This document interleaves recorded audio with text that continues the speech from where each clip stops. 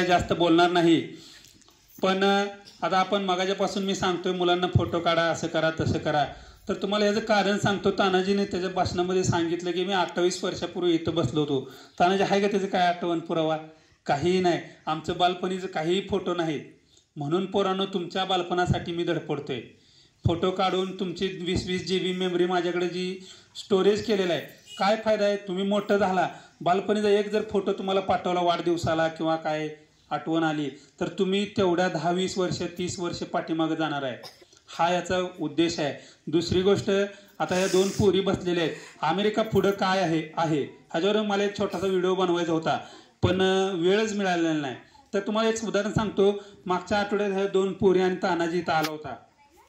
ए बाळा बोलू नको.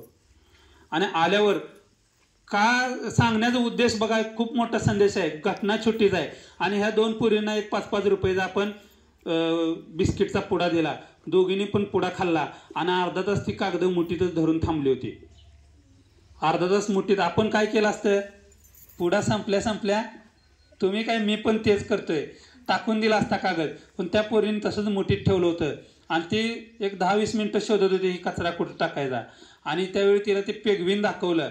तर पेगविनमध्ये टाक म्हटल्यावर तिला आश्चर्य वाटलं, कारण त्या पेगविनला एका पक्षाचा कचरा कुंडीला एका पक्षाचा पेगविनचा आकार दिलेला आहे.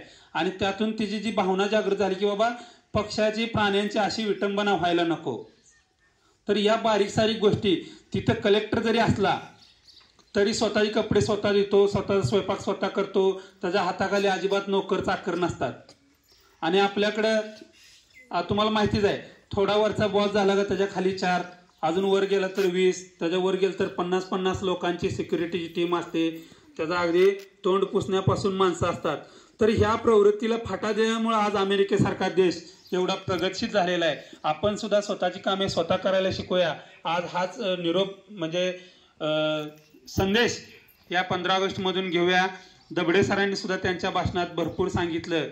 माझं जेवढं वय नाही तेवढी यांची सेवा झालेली आहे. आमच्या वयापेक्षा जास्त सेवा त्यांची झालेली आहे. खूप उन्हाळे पावसाळे त्यांनी बघितलेले आहेत. आणि दबडे सरांच्या, म्हणजे हे दबडे सर, कांबळे सर असतील, आपले दबडे सर असतील, ह्या माणसांचं मला म्हणजे कौतुक का वाटतं. ह्यांनी चवली पावलीपासून आता जी 2000 रुपयाची नोट बघितल्या, ह्यांनी मोठ बघितल्या, आणि ह्यांनी आता बटनावर चालू होणारी मोटर बघितल्या.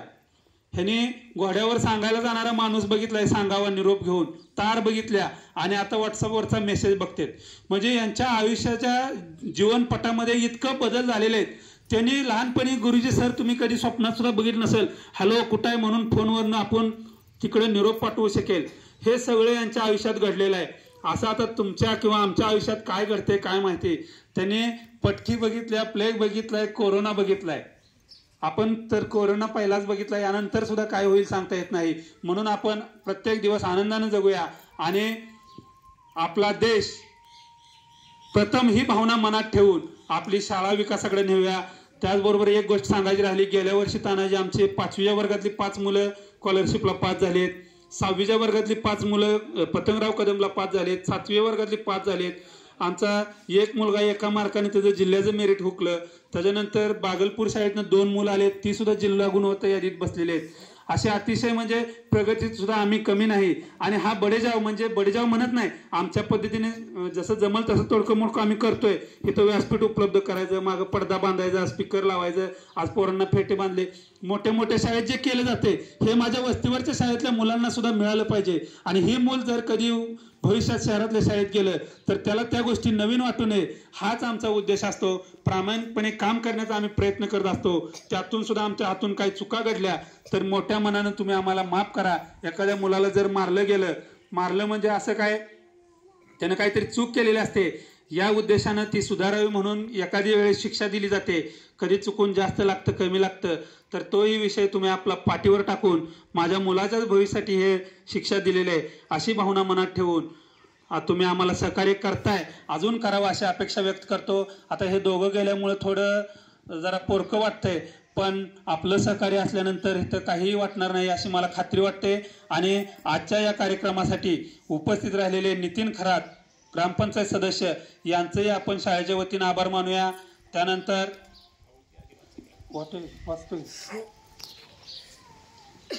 यानंतर आता सर्वांची नावं घेत नाही, जास्त वेळ झालेला आहे, तर सगळे माझे ज्येष्ठ मार्गदर्शक, आजी माजी पदाधिकारी आणि या शाळेचे सर्व शिक्षक या सर्वांचे एकदा जोरदार टाळ्या वाजवून अभिनंदन करूया। त्यानंतर आपल्या कार्यक्रमाची शोभा वाढवण्यासाठी आपल्या अंगणवाडीच्या दोन्ही मॅडम आणि त्या विद्यार्थ्यांचे एकदा जोरदार टाळ्या वाजवून आपण आभार मानूया। तुमच्या सगळ्यांचा आभार मानूया एकदाच। आणि आजच्या या कार्यक्रमासाठी आपल्याला खाऊ ज्यांनी दिलेला आहे त्यांचं खरं आभार मानणं गरजेचं आहे, कारण लहान मुलांची आशा खूप मोठी असते की एक चॉकलेट जरी मिळालं तर ते आनंदी होतं, आणि हा आनंद तुमच्या चेहऱ्यावर दाखवण्यासाठी किंवा मिळवण्यासाठी ज्यांनी आज खाऊ दिलेले बघा तानाजी